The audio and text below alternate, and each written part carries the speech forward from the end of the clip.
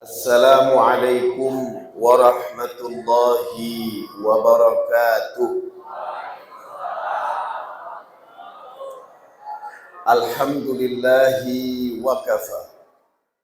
Wassalatu wassalamu ala sayyidina Muhammadin al-Mustafa wa ala alihi wa ashabihi ahli sidqi wal wafa. Allahumma salli ala nuril anwar, amin, wa sirril asrar, wa tiryagil abyar, wa miftahi babil yasar, sayyidina Muhammadin al-Mukhtar, wa alihi al-athhar, wa ashabihi al-akhyar, adada ni'amillahi wa ifdali, amma ba'd. Jamaah sekalian, para asatid ahli warisnya Rasulullah sallallahu alaihi wa alihi wasallam, terutama rekan saya Ustaz Reza, juga hadirin hadirat umatnya Rasulullah dan pemuda-pemudi harapannya baginda Nabi besar Muhammad sallallahu alaihi wa alihi wasallam. Jamaah ini kalau ditaruh bangku, ini bukan nanti saya suatu saat duduk, suatu saat diri. Kalau duduk takut kelamaan. Maklum kalau penceramah nggak boleh megang mic, dia lupa. Nah kadang-kadang makanya saya diri, jangan heran kok Habib nggak ditempatin di tempat duduk. Nggak, nanti juga duduk. Kadang dipakai, kadang kagak. Nah jamaah sekalian, alhamdulillah saya senang betul. Tadi ngelihat anak-anak tampil tuh, bacain sholawat kepada Nabi besar Muhammad sallallahu alaihi wa alihi wasallam. Itu sebenarnya dalam rangka dari dulu orang tua-tua kita itu mengajari keturunan-keturunan kita itu dengan meningkatkan takwa. Caranya adalah diingatkan kembali nama Nabi besar Muhammad sallallahu alaihi wa alihi wasallam. Di surat An-Nisa ayat 9 berkali-kali ketika Allah mengatakan wa yakhshal ladzina law taraku min khalfihim dhi'afan khafu 'alaihim falyattaqullaha wal yaqulu qawlan sadidan. Wa yakhshal ladzina law taraku min khalfihim, hendaklah kalian takut ketika meninggalkan generasi-generasi di belakang kalian ini dzurriatan dhi'afan, generasi-generasi yang lemah ekonominya, lemah budayanya, lemah akhlaknya, lemah mentalnya, lemah ilmunya, lemah akidahnya. Wal yakhafu, hendaklah kalian takut, khafu alaihim, falyattaqullah wal yaqulu qawlan sadidan. Hendaklah kalian bekalkan dua nih, jangan sampai lupa. Pertama apa? Wal yattaqullah, falyattaqullah, hendaklah bertakwa kepada Allah. Wal yaqulu qawlan sadidan, dan berbicara secara jujur dan objektif. Ma'asyiral muslimin, ini kita pernah dengar dulu. Nabi sallallahu alaihi wa alihi wasallam, Jalaluddin As-Suyuti ini kemudian mengutip hadis ketika ayat ini turun. Ini tadi dapat terinspirasi ketika anak-anak maju. Kata Nabi berbicara ke depan. Yang Nabi bicarakan ini bukan prediksi. Yang Nabi bicarakan ini bukan ramalan. Yang Nabi bicarakan ini adalah bukan suatu anggapan kosong. Tapi yang Nabi katakan jelas di dalam Al-Quran, dikatakan Nabi kalau selalu berbicara, wa ma yantiqu 'anil hawa in huwa illa wahyun yuha. Nabi tidak pernah berbicara melainkan wahyu yang menaungi omongannya. Apa yang dikatakan Nabi di depan para sahabatnya, dengarkan. Kalau buat keturunan-keturunan kita tadi, ayat yang mengatakan Wa yakhshal ladzina law taraku min khalfihim dzurriyyatan dhi'afan. Dalam kita takut untuk meninggalkan di belakang kita generasi-generasi kita yang lemah. Khaufu alaihim, ada dua dalam bahasa Arab rasa takut. Pertama, wal yakhshal ladzina law taraku. Khasya yakhsha, khasya takut. Khaufan takut juga. Kenapa ada dua dan berbeda? Apa bedanya? Kalau khasyah takut dengan kewibawaan Allah. Kalau khauf takut dengan azabnya Allah. Apa kata Nabi yang dikatakan di depan para sahabatnya? Dengarkan.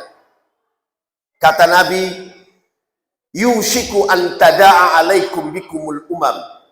Hai sahabatku, sebentar lagi umat ini saling bersatu. Antada'a alaikum. Dia bersatu tujuannya satu. Hanya untuk menyerang kalian. Kama tada'a alaikum ila qas'atiha. Dia ini mengundang teman-temannya persis seperti mengeroyok makanan di tengah-tengah hidangan dia. Jadi kalau umpama kita bayangkan ada makanan, kita minta kepada teman-teman yang lapar ini suruh makan. Umpama Ustaz Reza nyediain nasi mandi, ada ayam di tengah-tengahnya. Yang makan ada mungkin 60 orang. Disuruh makan dalam keadaan lapar. Bisa dibayangin gak tuh kayak gimana? Tangan temennya dimakan. Ada yang ngambil dengan tangannya, ada yang ngambil dengan garpunya, ada yang mengambil dengan pisaunya, ada yang mengambil dengan berebut, mereka ditarik. Itu Nabi menggambarkan kama tada'a alaikum ila qas'atiha. Artinya mereka ini menyerang kita dari berbagai cara. Akidahnya didangkalkan, pakaiannya ditelanjangkan, makanannya diracun, budayanya dikerdilkan. Mereka semua menyerang kita. Jadi kaum muslimin ini anak-anak mudanya nanti bakal diracun semua. Dari apa? Dari budayanya akan didangkalkan, akhlaknya akan dicemarkan, makanannya akan diracun, pakaiannya juga. Makanya ada 3, fun, food, fashion. Fun hiburannya, food makanannya, fashion dari pakaiannya. Sahabat pada waktu itu bertanya, qalu anahnu yawma idzin qillatin ya Rasulullah. Apakah kita pada saat itu jumlahnya sedikit? Apa kata Nabi? Qal bal antum yawma idzin katsir. Justru kamu pada saat itu banyak. Justru kamu pada saat itu menjadi orang yang mayoritas. Walakinnakum, akan tetapi kemayoritasan kalian, banyaknya kalian, gutha'un ka gutha'is sail, bagaikan buih di tengah-tengah lautan. Buih di laut atau busa, kalau ibu-ibu habis nyuci itu ada busanya tuh. Itu sebanyak apapun dia tidak akan pernah bertenaga. Air membawa dengan sedikit aja gerakan dia ikut. Apalagi di lautan, kagutha isail, bagaikan buih di lautan. Artinya yang namanya buih, sebanyak-banyaknya buih, semayoritas-mayoritasnya buih. Apabila diajak ke utara, dia ikut ke utara. Dia ke barat, dia ikut ke barat. Ke timur, dia ikut ke timur. Nanti pada akhirnya di ujung dia dihempaskan tanpa bekas sama sekali. Itu, kita ini lemah. Lemah dari ekonominya, lemah dari intelektualnya, lemah persatuannya. Waliyakdafanna min suduri aduwikum. Nanti akan waliyanza'anna min suduri aduwikum. Dalam keadaan begini, akan dicabut dari dada-dada kaum kufar yang membenci kalian, al-muhabah alaikum. Rasa takut nggak ada sama sekali. Emang kita kira Zionis Israel ini takut dengan kaum muslimin yang jumlahnya tiap tahun haji dengan jumlahnya jutaan? Nggak takut. Siapa bilang Zionis internasional di Israel itu takut dengan kaum muslimin di Indonesia yang setiap hari ngadain maulid? Ada yang takut nggak? Emang dia takut dengan setiap bulan kaum muslimin yang jumlah umrohnya itu sampai melampaui batas, mengalahkan negara-negara lain? Nggak takut. Kenapa? Karena mereka tahu kita ini usaha buih. Banyak tapi nggak berkualitas. Banyak tapi tidak pernah mau bersatu. Lemah. Setiap pengajian semuanya ingin mengadakan dia paling benar, orang lain salah. Setiap ada pilpres semua menyalahkan yang lainnya dan dia hanya mendukung pendapatnya. Selalu. Yang dikutip saling menghina, saling menjatuhkan. Lemah. Hanya karena itu tadi mereka mempermainkan kita dengan slogan-slogan itu semua. Ini keturunan-keturunan kita nanti dzurriyyatan dhi'afan, jadi lemah. Kenapa? Karena kita ini lalai. Dan kata Nabi, waliyaghdhafanna minkum, dan kalian akan terkena terjangkiti suatu penyakit yang namanya apa? Al-wahan. Sahabat tanya, qalu, mereka bertanya, ya Rasulullah, wa mal wahan? Apa itu wahan? Al-wahan hubbud dunya wa karahiyatul maut. Cinta dunia dan takut mati. Matre dan takut mati. Hubbud dunya itu bukan cuma hubbud dunya begitu saja, tapi dampaknya. Dampaknya dia akhirnya jadi lupa tanggung jawab, lupa mengajarkan anaknya, lupa menjalankan amanatnya. Sekarang anak-anak kita coba disuruh belajarkan untuk maju. Coba maju ke depan, semua lu hampir. Anak-anak Indonesia tuh sering disuruh maju, yang duduk belakang nggak mau maju, tapi temannya disuruh maju, dia tinggal ketawain doang. Diafan, lemah. Dan itu hampir semua sekolah. Coba deh. Zaman kita aja dulu, ente maju, nggak mau. Tapi dia nyuruh temannya, tapi kalau temannya salah dia ketawa paling kencang. Diafan, lemah. Nah, kemudian yang berikutnya adalah wa karahiyatul maut. Takut kepada kematian. Takut mati ini dalam bentuk hakiki. Tapi dalam bentuk majazi, dia takut kehilangan jabatannya. Dia takut kehilangan karirnya. Dia takut kehilangan kekayaannya.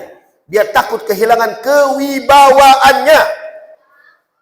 Tadi, semua kalau sudah terjangkit pada kita dua penyakit ini, kita akan siap-siap akan dipermainkan oleh orang-orang kafir. Oleh orang-orang yang tidak setuju dengan banyaknya Islam. Sepertinya sekilas kita tidak menghadapi peperangan. Kita masih lihat banyak ada peringatan maulid. Kita masih lihat ada sekolah-sekolah Islam.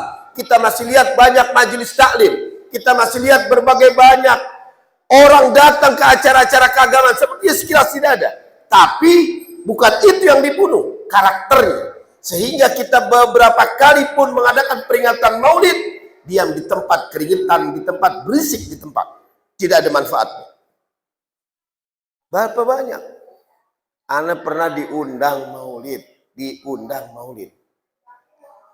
Itu panitia dari mobil udah ngasih request. Beb, ntar kalau ceramah yang lucu ya. Bayangin coba. Yang lucu, Beb. Jamaah biar nggak ngantuk. Dalam hati nih, ana nggak mau menyinggung tuh panitia, dia bilang innalillahi wa inna ilaihi raji'un. Saya dalam hati bilang, nggak apa-apa ceramah lucu itu nggak apa-apa. Tapi kalau umpama hadir di masjid hanya untuk mencari yang lucu, itu manfaatnya apa ketika menghadiri peringatan maulid? Akhirnya siapa aja boleh ceramah. Akhirnya orang yang menempuh pendidikan, dia ngomong agama, akhirnya kacau. Betul kan kata Nabi, idza wusidal amru ila ghairi ahli fantadhirus sa'ah. Kalau perkara dipegang oleh yang bukan urusannya, ditunggu aja saat kehancuran. Bib, nanti lagi ceramah, tolong dong umumin kalau pilpres ini bagus dan ini bayangin coba. Ana bilang bukan tempatnya, kita ini disuruh mengintrospeksi diri kita kalau bulan maulid. bukan disuruh mengintrospeksi diri orang lain. Bahkan kata Nabi, al-julus fil masjid fi intizaris salat sawab. Duduk di masjid sambil nunggu sholat itu ada pahalanya, besar pahalanya. Malam ya'sam, kata Nabi, selama dia nggak dosa. Sahabat tanya, wa mal ismu ya Rasulullah? Apa yang didosa itu? Masa ada orang duduk di masjid itu jadi dosa? Apa al-ghibah? Kalau sudah menggunjing atau ngomongin orang lain. Ini kita bukan cuma ghibah di masjid. Bukan antar kita. Kita ngelihat ada orang ceramah lagi nyaci maki orang lain. Apa urusannya dia? Jangan. Makanya di dalam masjid itu hanya satu yang dibicarakan. Yang penting meningkatkan ketakwaan kita kepada Allah Subhanahu wa ta'ala. Kita baca sholawat buat anak-anak kita tadi yang tampil ya. Kita doakan semoga mereka ini menjadi penerus-penerus kita. Dan menjadi anak-anak yang saleh dan salihah. Sallu ala Nabi. Nah jamaah sekalian, itu tadi kata Nabi. Terus pesannya apa? Kita ini perang bukan menghadapi bambu runcing, bukan menghadapi peluru. Kita nggak melihat setetes darah jatuh di depan mata kita. Tapi yang terjadi adalah dampak anak-anak kita ini yang repot. Oleh karena itu, orang-orang tua kita ngajarin bagaimana cara anak-anak kita itu baca sholawat. Ya, bacain sholawat. Dari kecil kita dibacain sholawat. Ya, kalau umpama di saat lagi lahir kita, itu baru lahir sudah diazankan oleh orang tuanya. Allahu Akbar, Allahu Akbar. Kalimat tauhid datang. Itu mencegah dari hubbud dunia wa karahiyatul maut. Karena Nabi pertama kali menanamkan pada diri sahabat apa? La ilaha illallah Muhammadur Rasulullah. Tiada Tuhan selain Allah. Oleh karena itu para sahabat pada saat itu memuncak imannya. Karena yang dia tahu orang yang paling mulia zat ini hanyalah Allah. Yang lain sama. Makanya diazankan ketika anak kita lahir. Allahu Akbar, Allahu Akbar. Terus tumbuh nanti. Setelah itu dibacain sholawat. Makanya ketika lagi akikah dibacain sholawat. Ketika udah besar dikit di khitan, diundang tim hadroh pada baca sholawat. Diperdengarkan lagi tuh kalimat. Di surat An-Nahl lihat betapa ketika bayi bisa merekam seluruh omongan yang disampaikan. Sampai di dalam Al-Quran disebutkan wallahu akhrajakum min butuni ummahatikum la ta'lamuna syai'a. Kalian ini dilahirkan dari rahim ibu kalian tidak tahu apa-apa. Wa ja'ala lakumus sam'a wal absara wal af'idah. Kemudian kan Allah fungsikan telinganya, diazankan tadi. Wal absar, kemudian dia bisa melihat. Wal af'idah, kemudian disimpan dalam hati. Gak lama lagi khitan dibacain sholawat juga, diundang tim hadroh, diundang penceramah. Besar dikit dia mengadakan pernikahan, dia arak tuh dari rumahnya menuju pengantin perempuan, dibacain sholawat juga. Bahkan ketika dia menikah pun di situ ada wasiat-wasiat Rasulullah berkenaan dengan sholawat. Bahkan ketika dia meninggal pun kita bacakan tahlil, dan di tahlil selalu diperdengarkan bacaan sholat. Kita nggak boleh pisah sama Nabi. Sholat tahu gak sholat? Sholat itu fokusnya iyyaka na'budu wa iyyaka fokus. Khusyuk. Ma ma'nal khusyuk? Apa arti khusyuk? Kata Al-Habib Abdullah bin Ali al-Haddad, sukunul a'dha wa hudurul qalb. Sukunul a'dha, badan tenang, wa hudurul qalb, hati hadir. Itu namanya khusyuk. Bib, ana kalau sholat lupa semua-muanya, batal. Lah batal, lu mabok. Lah sholat lupa. Ana kalau udah sholat, Bib, lupa udah dengan keadaan. Ya batal. Ana sholat bib, masya Allah, ular lewat, ana terusin aja. Kan kalau kepatok mati syahid, mati konyol. Singkirin tuh ular. Khusyuk tuh nggak kaku-kaku banget. Khusyuk itu konsentrasi, titik. Ingat apapun wajar. Lah, ana pernah sholat Allahu Akbar. Kita kan ada aja model lagi takbir lah, ingat Allahu Akbar, langsung ingat ya 50 ribuan gua tuh baju koko dicuci kayaknya panjang itu, kagak baca surat itu kena panjang, dicuci kayaknya kegiles, entar diambil sama dia karena ini panjang. Ada dulu zaman nonton sepak bola tahun 86, bintang yang aneh tunggu-tunggu dalam pertandingan sepak bola namanya Enzo Francescoli, bintang Uruguay. Itu aneh tunggu-tungguin tuh Enzo Francescoli tahun 86 nih. Yang recehan-recehan belum pernah ngalamin. Jen Tigana, Michael Platini. Ya. Nah, lagi nungguin tuh bola, kita belum sholat juga. Wah, belum juga ini iklan, kita sholat deh, sholat isya. Nah, maklum mau tidur, lagi sholat ada aja, Allahu Akbar, gol, wah kita bingung, kita pikiran, kita dengerin komentator, ini yang masukin yang mana? Iya ada aja kan, ada punya temen gini, Beb, ini kita dianggapnya kayak dukun.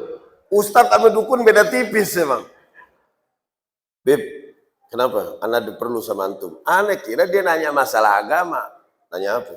Duit ane hilang. Ya elah, duit ane hilang. Gimana duitnya? Duit ane hilang, Beb. Gimana? Oh gitu. Ini teman kita bercandain. Antum punya doa nih gak? Ada. Gimana caranya? Antum wudu. Habis wudu gimana? Dah, ngadep kiblat. Nih ada sejadah. Dah, ngadep kiblat. Habis gitu, ya anda sholat dah. Habis gitu anda kasih tahu doanya. Sholat. Allahu Akbar. Diamin. Sampai selesai. Baru salam. La haula wala quwata illa billah. Baru salam. Assalamualaikum. Salam. Anda ingat? Langsung. Nah, di mana? Anda ingat? Anda lupa naruh di dashboard mobil tuh, benar? Anda ingat? Oh gitu, ya. Sebelum permisi ada tanya, tar lu, ente kapan ingetnya? Pas takbir. La haula wala. Allahu Akbar, langsung inget tuh. Kan penyakit kita gitu. Kapan kita ingat? Lagi takbir. Lagi takbir. Makanya orang kalau lagi sholat disuruh khusyuk. Imam disuruh bantuin supaya khusyuk. Imam tuh. Oleh karena itu imam gak usah nyari surat yang panjang-panjang. Ini harus mau kulhu, mau qul binas, terserah. Jangan kepanjangan. Beb, tapi di Mekah kan panjang-panjang tuh suratnya. Di Mekah ente ke Mekah mau ngapain? Mau umroh kan? Ya udah umroh. Masalahnya kalau bukan dalam keadaan umroh, kita lagi mikirin juga ada orang yang lagi ada keperluan. Ada orang barangkali setelah sholat ada yang mau bayar hutang. Makanya kalau imam itu nengok dulu di belakang. Sawu sufufakum fa inna taswiyatas sufuf min tamamis shalah. Bukan cuma lihat kaki, lihat muka-mukanya. Oh, ini orang nih. Ini yang kemarin, oh ini uratnya urat susah nih. Ya kan ada orang urat susah. Tadinya ini orang kaya, pas ngurut uratnya kegeser jadi miskin. Wah, ini orang susah nih. Oh, ini tukang parkir nih. Kelihatan capek nih, angus. Oh capek. Oh yang satu lagi, ada udah tua. Ini nggak boleh ngeruku. Ini kalau ruku kunang-kunang nih. Oh ada ini nih, nggak kuat diri lama. Lihat satu-satu. Oh ada musafir.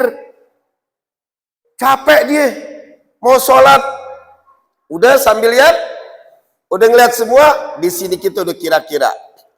Allahu Akbar. Langsung pilih surat. Surat paling tidak ya udah apa inna anzalnahu fi lailatul qadar. Pilih. Watini udah paling panjang deh. Wadduha udah paling panjang dah. Udah. Dan yang makmumnya nih pada hafal. Anak kalau bawa anak kecil, boleh gak anak kecil bawa masjid? Boleh. Yang larang salah, tapi dengan syarat. Kalau datang bawa ke masjid anak-anak, orang tuanya dampingin. Sini, nah sholat sini. Nah sini, jangan kemana-mana. Kalau dia keliru diarahkan. Kalau susah diarahkan, gak usah dibawa. Jangan bawa ke masjid, disuruh main sama anaknya. Lu main lu sama temen lu. Ya Allah. Rumah kita 4 kali L. Lu lagi. Rumahnya kecil banget. Lihat masjid gede. Wah kebayang deh tuh anak. Masuk tanah keluar tanah. Masuk tanah keluar tanah lagi. Jangan. Dampingin. Oh ini salah nak begini. Diem. Terus nih adik ini harus didengerin. Terbiasa di Timur Tengah begitu. Di Timur Tengah tuh orang sholat Jumat. Itu semua fokus. Kalau kita kan sholat Jumat ajang mau tidur. Sholat Jumat deh. Diwasiatin teman-teman itu. Ntar kalau udah barakallah lu bangunin gua ya. Duduk nyari deket kipas angin deh. Nggak ada kipas angin. Tunggu deh. Kena ubun-ubun dia. Basah lagi. Mantap. Kleker. Tuh khotib ceramah apaan? Dia lagi Isra Mi'raj. Ke Sidratul Muntaha. Makanya anak-anak tuh hafal. Alhaqumut, anak sih ngikutin. Takasur hatta zurtumul. Kenapa? Suratnya dia hafal. Familiar. Dia dengar, dia enak. Dan kita juga enak mau ngebenerinnya. Yang belakang mau ngebenerin pede. Kalau suratnya gampang. Ini kalau suratnya panjang coba. Surat Toha. La haula wala quwata.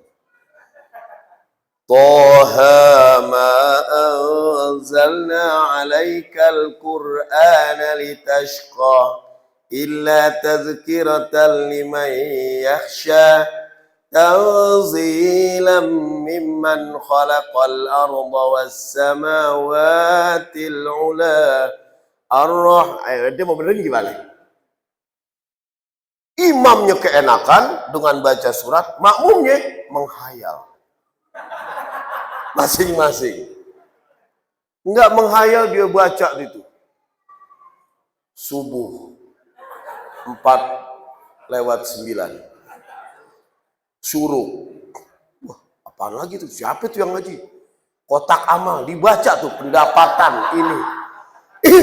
Karena makmumnya menghayal. Imamnya asyik.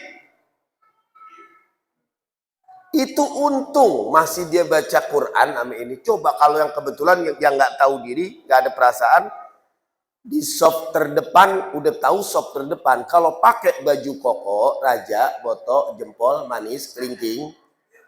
Kalau pakai baju putih, itu dalamannya kaos polos. Jangan pakai ada kaos ada gambarnya.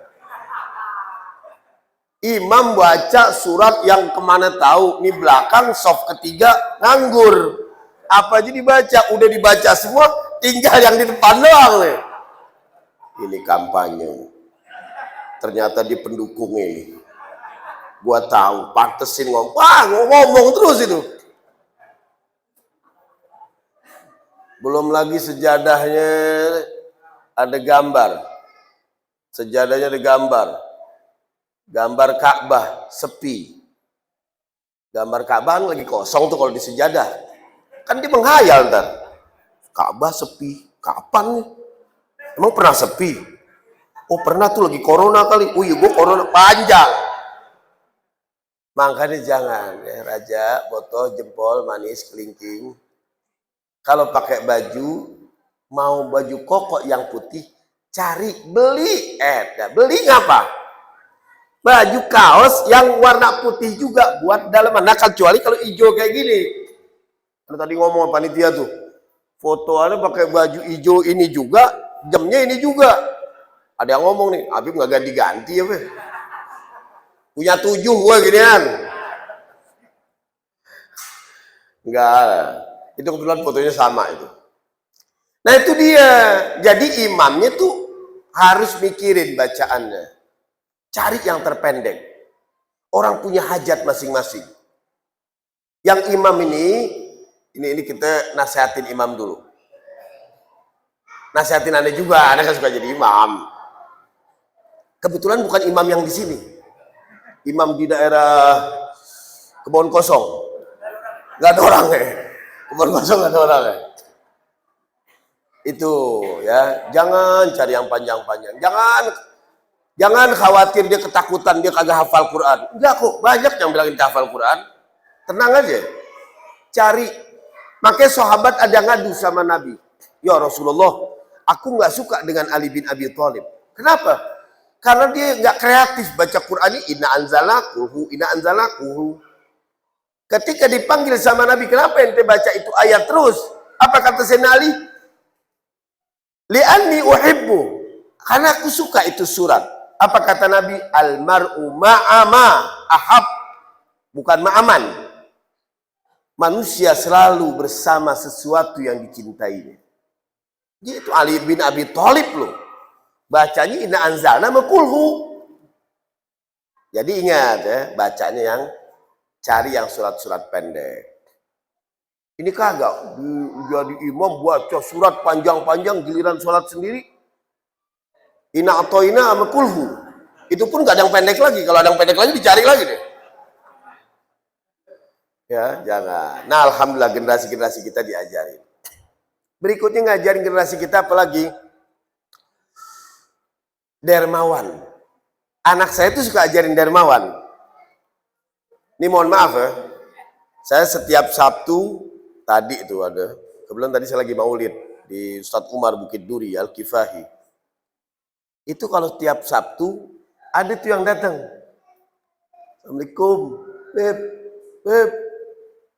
Kita udah tahu nih. Tengok. Tik. Pagar kita diketok nih. Ganggu gak? Udah tahu ganggu. Nah ya. Ya cuman nggak boleh. Tapi kesian orang-orang begitu harus mereka tuh memang udah pengen mampir lah. Yang dia bisa mampirin cuman kita doang. Ganggu gak? Ya, fadhal, yuk sini. Datang deh. Assalamualaikum Beb, khair. Bagi air putih dong, bagi air putih. Oh ya, kasih air bening. Minum. Alhamdulillah. Hilang hausnya. Tinggal laparnya. Lu madang lu. Oh ya, tar dulu. Nanti kita makan dulu. Ya, siap. Antum baca kitabnya dulu. Ntar kita makan sini. Ya, sudah. Ini istri kita udah tahu kalau dia yang datang mulu. Dari baik, dari senyum, sampai ketus, sampai cemberut, sekarang udah meningkat. Lancip mulutnya. Dia lagi. Cuman kita kan nggak enak. Yaudah, coba. Karena itu yang dialamin oleh para tokoh sufi dulu kalau ketika datang orang-orang yang memohon sama kita, apa dia bilang? Marhaban birajulin alladhi yahmilu bizadi bil akhirah. Selamat datang kepada orang yang telah akan membawakan bekalku nanti di akhirat nanti. Cuman ujian ente baik, besok datengin lagi. Enakan dia tuh, manggil temennya dia. Tapi ya, kalau kita bilang nggak punya, ana selalu kalau bilang gini, cuman nanti antum nggak usah tersinggung. Kalau ana ada rezeki, ana ngomong. Kalau enggak, ana bakal ngomong juga. Ya udah, mampir aja nggak masalah. Karena kita nggak boleh menolak tamu, nggak boleh. Yang namu juga harus tahu diri. Ya kita kalau namu tahu diri, jangan zuhur mampir, ya makan siang. Kalau namu berapa lama kalau namu nginep? Kalau nginep nih ke rumah saudara berapa? Ahsantum, 3 hari. 3 hari aja udah. Lewat dari 3 hari, bukan nginep lu, lengket. Siapa nih nggak pulang-pulang? Orang mau, kenapa? Orang mau ke kamar mandi, ada privasi di keluarganya, kan nggak enak. 3 hari cukup. Ya antum nih inget ya, kalau mampir ke rumah saudara, mampir ke rumah temen, cukup 3 hari. Itu maksimal udah. Jangan 3 hari keluar balik lagi. Ngecas itu mah. Jangan 3 hari. Nah udah gitu udah. Nah anak saya tuh kalau umpama ngasih, saya suruh ajarin. Sini. Coba kasih itu. Nah, bilang kalau udah ngasih sama orang yang kita kasih, bilang dia yang ucapin terima kasih. Terima kasih ya. Jadi anak kita yang disuruh ngucapin terima kasih. Jangan orang yang disuruh ngucapin terima kasih. Karena kita terima kasih rezeki kita ini ada yang mau terima masih. Alhamdulillah.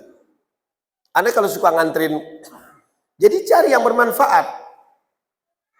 Kalau umpama kita nggak bisa ngasih pendidikan, tahu diri, kita bagian yang gampang-gampang ya.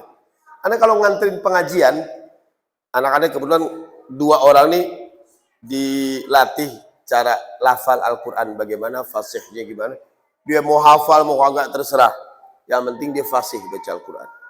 Kalau Anda jemput di lampu merah condet itu kelamaan. Ya, lama bener.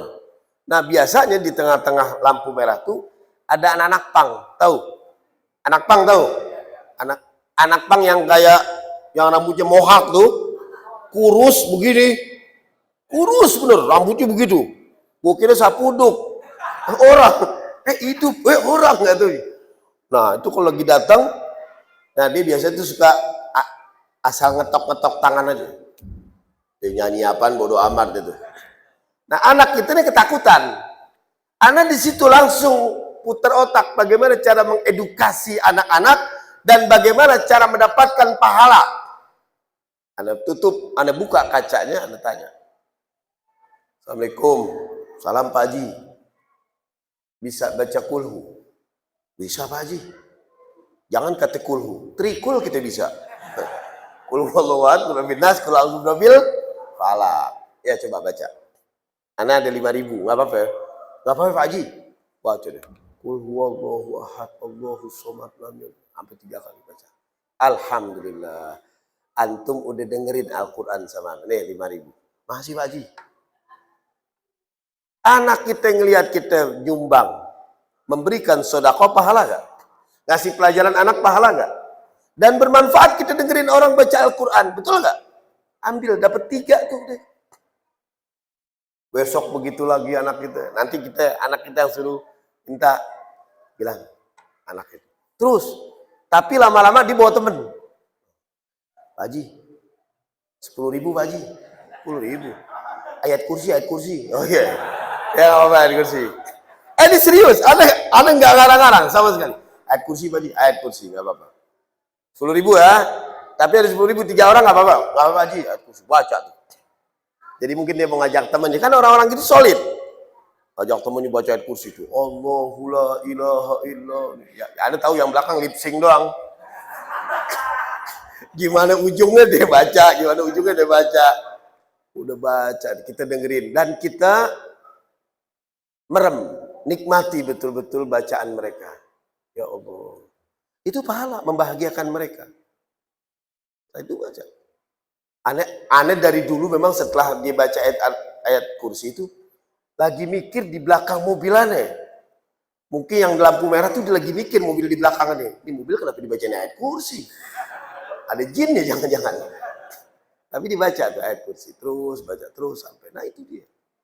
Kalau umpama kita nggak bisa ngedidik, datangin guru ke rumah. Ada sampai sekarang. Namanya Ustadz Samsul. Anda selalu doain dia. Samsul, doain. Anak saya ngajarin Quran. Diajarin baca Quran. Kalau udah datengin guru, jangan lupa dikasih ongkosnya. Ini kita nih kadang-kadang kalau sama guru, mentang-mentang guru agama, udah main ikhlas-ikhlas aja. Yang ikhlas ah, kayak dia paling tahu tentang ikhlas. Ini ustadz udah keliling perumahan, komplek. Tuh sendal dari tebal sampai tipis. Jalan, ngajarin anak-anak orang-orang kaya.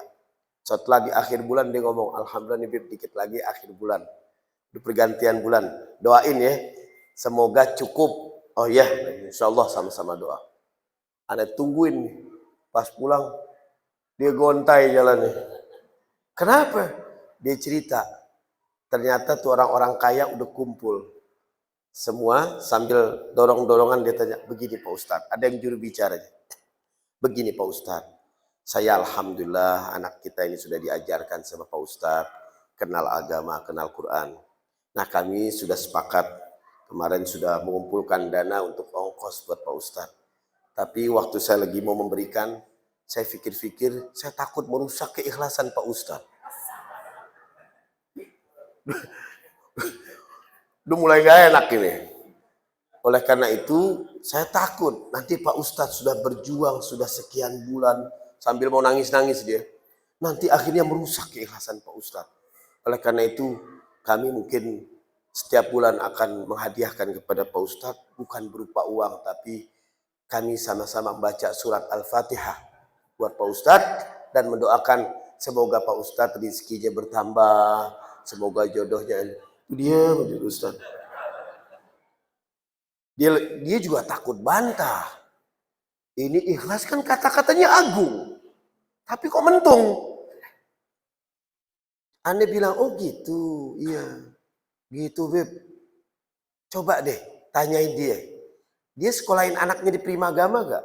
Ada. Itu gurunya diceramain ikhlas juga gak? Coba, Anda pengen tahu. Dia kuliahin anaknya suruh les di Primagama. Les matematik, ada yang di IP, ada yang LIA, ada yang IF, kursus bahasa Inggris. Coba di akhir bulan ngomong ke gurunya deh, Pak harus ikhlas ngajarin anak saya. Coba, tuh anak disuntik mati tuh. Enak aja lu. Coba sekarang kursus musik di Yamaha. Terakhir disuruh ngomong tuh, harus ikhlas Pak. Kenapa cuma guru agama disuruh didakwain ikhlas? Emang tuh guru agama beli kitab pakai daun? Ada, dia buang waktu, kesian tuh guru agama. Padahal yang tahu ikhlas dan tidak itu hanya Allah. Kalau kita ini sifatnya hanya hak dan kewajiban. Kewajiban tuh guru ngajar, kewajiban orang tua menyuguhkan kebutuhannya. Haknya guru ngajar, hak seorang anak itu mendengarkan dan belajar kepada gurunya. Ikhlas urusan Allah. Kok dari mana saat dalilnya begitu? Antum lihat dong, buka sejarah. Bagaimana Abu Sa'id Al-Khudri ketika dia mengobati suku Najd yang terkena ular. Kemudian diobati dan diajarkan suku-suku Najd itu dan dibacakan surah Al-Fatihah. Ketika pada saat itu suku Najd itu kepala sukunya menghadiahkan 2 ekor bigol, keledai dan berupa uang. Ketika datang kepada Rasulullah, sahabat-sahabat tidak mau menerima dan dikatakan, ya Rasulullah, anna ibn Mas'ud wa Aba Sa'id Al-Khudri yashtari bi ayatillahi thamanan qalila. Kok dijual ayat Allah katanya. Mana? Tuh dihadiahin beberapa uang dan 2 ekor bigol. Fatabassama Nabi sallallahu alaihi wasallam. Rasul senyum kemudian mengatakan, al-haqqu ma'ahuma. Haknya dia untuk mendapatkan itu semua. Benar enggak? Ini sejak kapan kita diceramain ikhlas ini? Jangan kita main pintar. Ini udah berapa lama nih diajarin gini-gini juga. Kalau giliran guru agama dikritisi mulu. Jangan dong. Kalau kita udah mendidik anak kita, jangan sampai tadi dhi'afan, lemah. Kenalkan Nabi besar Muhammad sallallahu alaihi wasallam. Ini udah jam 11:30 ya? Masih jam setengah 11 lewat 12. Lewat jam 12. Itu jam apaan tuh setengah 12 lewat jam 12? Sebentar lagi deh. Nah, itu tadi dikenalkan. Bagaimana caranya dikenalkan Nabi besar Muhammad? Jangan kita apa-apa, tenang aja. Mengenalkan Nabi ini luar biasa. Nabi Isa aja sampai perlu doa. Nabi Isa itu, Anda pernah bawain tuh di komplek perumahan Cipayung. Nabi Isa tuh sampai doa. Apa kata Nabi Isa? Allahumma rabbana anzil alaina ma'idatan minas sama. Ya Allah, tolong turunkan makanan dari langit. takunu lana 'idan li awwalina wa li akhirina. Kalau kau turunkan makanan ya Rabb, aku akan jadikan ini sebagai hari raya. Aku kenang wa ayatan minka. Aku jadiin ini sebagai tanda yang besar bagiku. Warzuqna wa anta khairur raziqin. Berilah rizki pada kami dan kau sebaik-baiknya pemberi rizki. Itu Nabi Isa mau menjadikan sebagai hari raya kalau Allah menurunkan makanan. Tahu makanan? Makanan itu kalau dimakan maaf keluar jadi apa? Jadi kotoran. Dia hanya menjadikan Id ketika Allah menurunkan sesuatu dari langit. Ini bagaimana kita tidak gembira ketika Allah menurunkan Nabi besar Muhammad yang menyelamatkan kita minaz zulumati. Anda suka bilang sebenarnya yang menjadikan Rabiul Awal itu hebat bukan Rabiul Awal. Jangan salah. Mekah itu hebat bukan Mekahnya. Kita kan masing-masing punya nostalgia kan? Punya nostalgia. Orang sesuatu tempat dan waktu itu bisa menjadi hebat karena di situ ada satu peristiwa. Ana ulangin lagi cerita. Dulu ana pesantren di Jawa Timur, di Bangil. Itu lagi mau usia-usia pantasnya udah menikah, ana dikenalkan dengan seseorang anak pesantren dari pesantren itu juga. Akhirnya ketemu calon mertua dan sepakat ketemu di rumah makan berkat. Rumah makan berkat itu biasa, ana sering lewat. Tempatnya biasa, ana suka makan, menunya juga biasa, nggak ada istimewa. Tapi tiba-tiba rumah makan itu bisa menjadi istimewa. Kenapa? Karena ana mau ketemu dengan seseorang. Menunya kita jadi salah-salah mulu milih menu.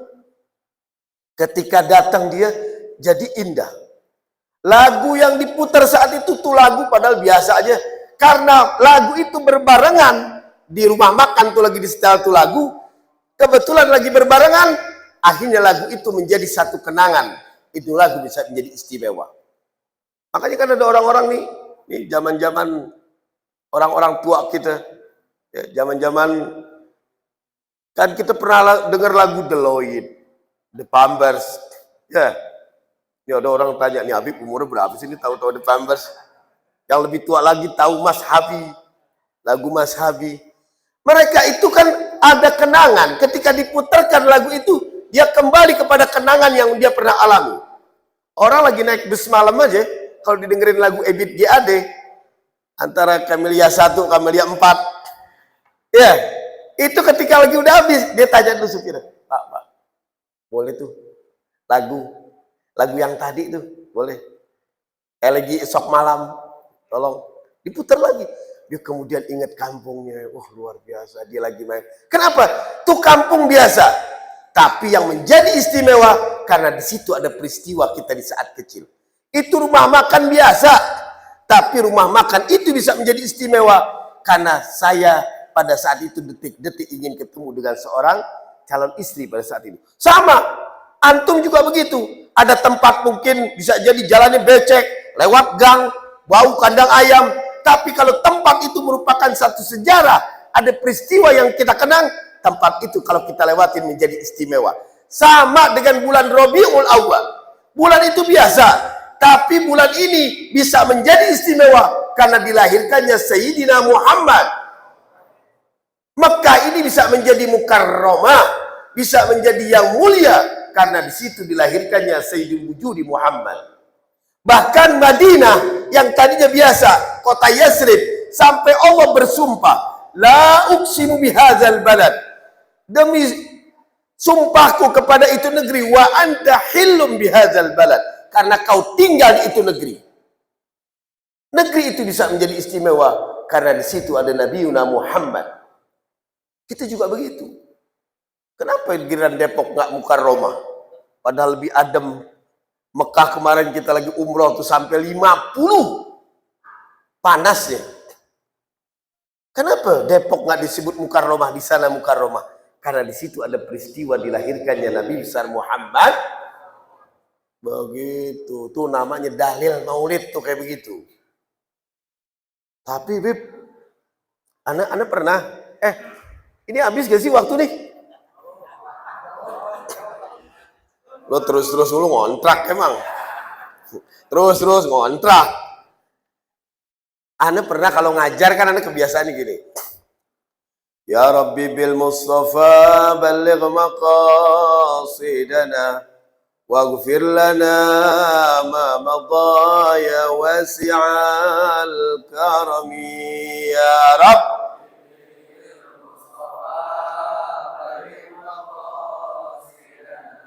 Waghfir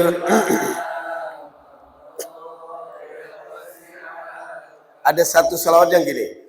Qad tunkirul ainu daw'a syamsi min ramadin wa yunkirul famu ta'mal ma'i min saqamin ya Rabb.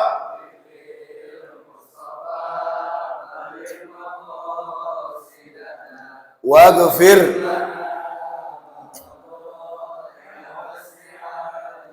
kata Al-Imam Al-Busi, qad tunkirul ainu daw'a syamsi min ramadin. Mata kadang mengingkari cahaya matahari karena dia lagi sakit. Udah tahu indah matahari, ya Allah enak. Wah nggak enak. Dia lagi sakit mata. Wa yunkirul famu ta'amal ma'i min saqami. Mulut itu mengingkari lezatnya makanan dan air karena dia lagi sariawan. Lu jangan tanya sama yang sariawan, nggak enak pasti. Ini hidayah sudah jelas di depan kita. Kadang-kadang ada orang mengingkari depan kita. Nah, ceritanya anak habis baca Qasidah itu ditanya, Beb, ini anak kadang-kadang suka ngajar di depan-depan orang-orang yang sama anak berbeda pandangan. Tapi nggak apa-apa, anak paling senang. Karena apa? Karena anak selama dia bertanya bil ilmi wal adab, nanyanya pakai ilmu dan sopan santun, kita pun wajib harus menjelaskan mereka dengan ilmu dan sopan santun. Anda bilang apa? Itu apa enggak kelewat batas ya? Kok sampai bilang Nabi Muhammad katanya balligh maqasidana, sampaikan maksud-maksud kami. Waghfir lana ma madha, ampuni apa-apa yang telah lalu dari dosa-dosaku. Ya wasi'al karami, wahai yang paling luas kemuliaannya atau karunia-Nya. Sekilas iya gak? Iya. Jujur gak? Iya. Wah, kenapa jadi begitu ya? Benar juga ini. Tapi dia lupa. Di depannya apa kalimatnya? Ya Rabbi bil Mustafa. Melalui Allah. Mintanya ke Allah. Tapi melalui perantara Nabi. Boleh gak? Boleh. Kalau mata kita ini udah agak-agak, ini kayak anu nih, udah agak-agak rabun begini, ya anda ngeliat ini nggak kelihatan jamaah. Cuman kalau begini, kelihatan. Kacamata namanya wasilah, perantara. Nempelin begini namanya tawassul. Tuh, minta bantuan. Anda harus tahu diri, nggak mungkin kelihatan. Anda kemarin bawa mobil tuh, gelap, harus pakai kacamata. Kacamata ini perantara. Ustaz Reza hubungin Ana melalui apa? Pakai handphone. Handphone itu baru berfungsi kalau ada pulsanya. Pulsa itu adalah wasilah. Ketika dia mengetik itu namanya tawassul. Nah itu dia, kepada Allah pun ketika kita nih merasa kotor, nggak mungkin apa segala macam, minta melalui Nabi Muhammad. Minta dengan melalui Nabi Muhammad. Makanya kata Iqbal, Nabi Muhammad itu tulisannya Ahmad. Ahmad. Sekarang kalau nih bayangin ya, tulisan Ahmad. Mimnya copot turun ke bawah. Yang tinggal tulisannya apa? Ahad. Mim ini turun ke bawah ke bumi. Dengan mim inilah, mim ini yang bernama Muhammad. Mim ini yang menerjemahkan apa yang diinginkan oleh Ahad.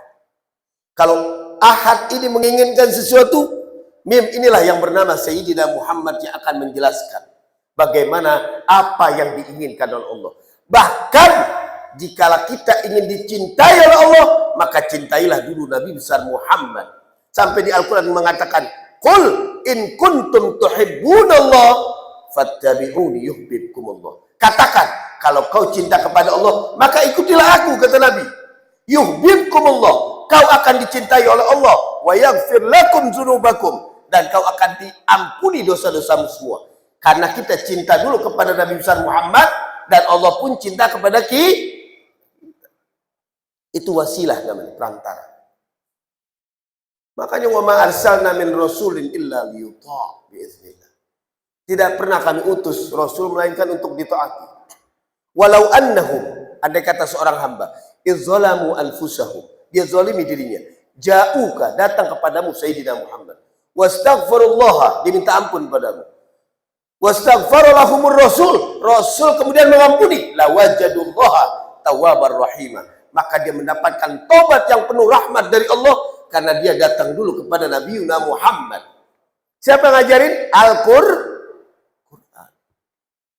Wajar gak dia, ya Rabbi bil Mustafa baligh maqasidana. Itu dia. Nah, kita pun demikian. Kalau apa-apa baca sholawat sering.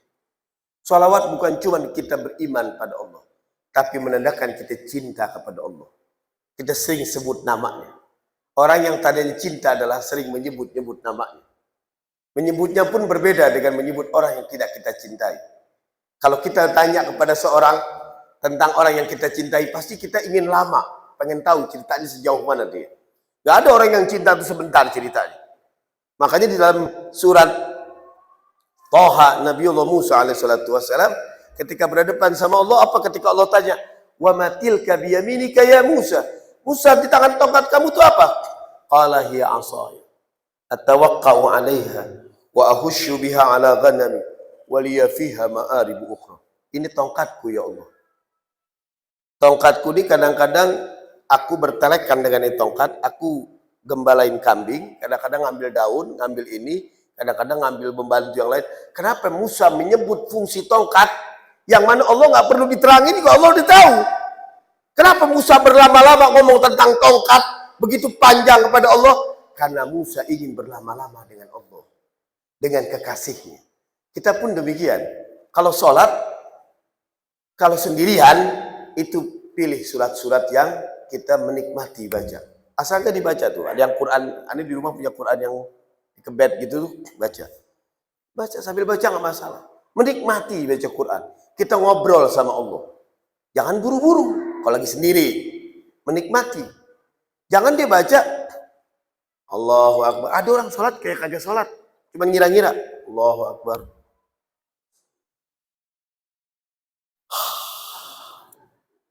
Kayaknya pantasnya udah ruku nih.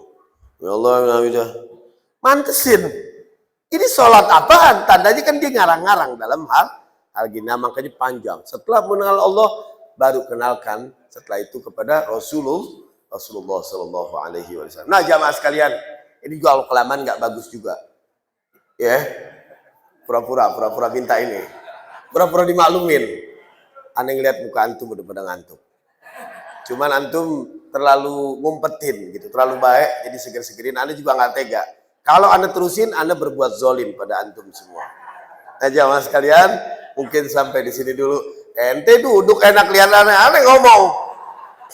Sampai di sini dulu, mohon maaf. Nanti insya Allah kita bisa silaturahmi lagi. Kalau ada kata-kata yang salah, kalau ada perkataan yang menyinggung, mohon maaf bener.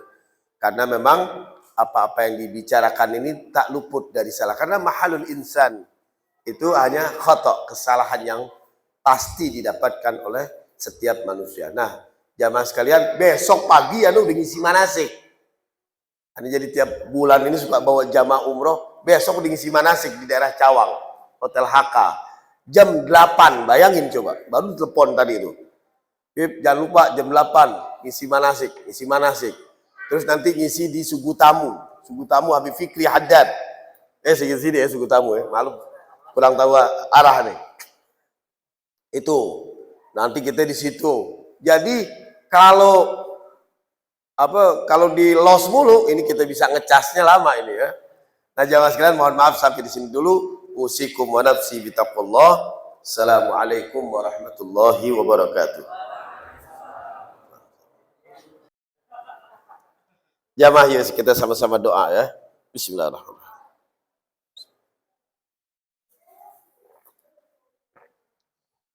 Bahasa Arab bahasa Indonesia enak ya? Doanya campur. Bismillahirrahmanirrahim. Allahumma salli ala Sayyidina Muhammadin wa ala ali Sayyidina Muhammad. Allahumma arzuqna taufiqat ta'ah wa bu'dal ma'siyah wa sidqan niyyah wa irfanal hurmah wa akrimna bil huda wal istiqamah. Ya Allah, inilah hamba-Mu yang tak tahu malu, yang apabila dirayu dosa segera keluar menyongsongnya. Tapi bila Kau memberikan kabar tentang ibadah, enggan untuk melakukannya. Tapi Kau biarkan kami dalam kelenaan. Ya Allah, inilah hamba-Mu yang belum mempersiapkan amal soleh sebagai tikar kami. Padahal maut selalu mengepak-ngepakkan sayapnya di atas ubun-ubun kami. Ya Allah, kalau Kau hanya menerima taubatnya orang-orang yang bertakwa, kepada siapakah kami orang-orang yang belum mencapai tingkatan takwa, ya Allah? Ya Allah, kalau Kau hanya menerima taubatnya orang-orang yang ikhlas, lantas kepada siapa kami yang masih merangkak dalam keikhlasan? Ya Allah, malam ini kami tundukkan kepala kami. Kami takut kepala ini jualah yang akan kami tonggakkan di depan orang-orang yang tidak sederajat dengan kami. Ya Allah, mulut kami malam ini mengucapkan amin. Tapi jangan sampai setelah acara ini, mulut ini jualah yang selalu mencaci maki orang-orang yang berbeda pilihan dengan kami. Ya Allah, mata kami sekarang kami pejamkan dan menitikkan air mata. Jangan sampai mata ini jualah yang selalu memandang perbuatan haram yang Kau larang, ya Allah. Rabbana ya sari'an ridha, wahai yang paling cepat ridhonya. Ighfir liman la yamliku illa du'a. Ampuni orang yang tidak memiliki apa-apa kecuali doa. Wasilahuhul buka, senjatanya hanyalah tangisan. Wa ra'su malihir raja, modalnya hanyalah harapan. Ilahi, wahai Tuhanku, qalbi mahjub, hatiku sudah tertutup. Wa nafsi ma'yub, jiwaku sudah hina. Wa ta'ati qalil, ta'atku sedikit. Wa maksiyati kathir, maksiatku banyak. Wa lisani mukirrum bidzunub, lidahku terbiasa dengan dosa. Fa kaifa hilati ya sattarul uyub, bagaimana ya Allah cara menyelesaikannya? Wa ya 'allamal ghuyub, wahai yang mengetahui tentang keghaiban. Ighfir dzunubana kullaha, ampunilah seluruh dosa-dosa kami seluruhnya ya Allah. Bi hurmati sayyidina Muhammadin, dengan perantara Nabi besar Muhammad sallallahu alaihi wa alihi wasallam. Wa sallallahu ala sayyidina Muhammadin wa ala alihi wa sahbihi wasallam. Subhana rabbika rabbil izzati amma yasifun. Wassalamun alal mursalin walhamdulillahi rabbil alamin. Assalamualaikum warahmatullahi wabarakatuh.